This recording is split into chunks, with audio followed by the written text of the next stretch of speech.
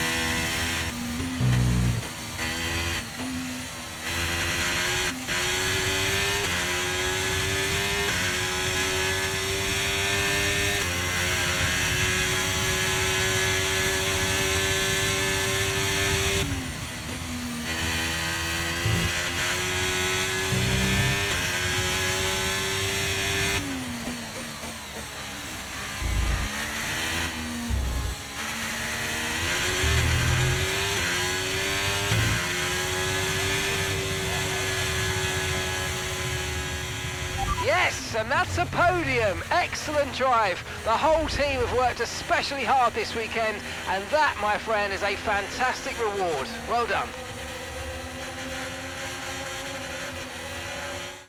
Plenty of action here at Silverstone, a memorable race and an impressive victory.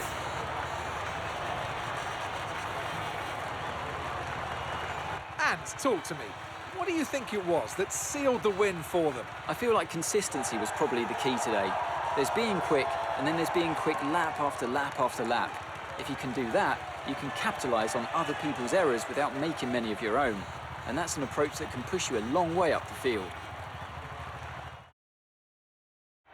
Red Bull put up an outstanding fight for the front position today, and it's great to see it paid off for them. They do so much for the sport that you can't help but be delighted by today's race win.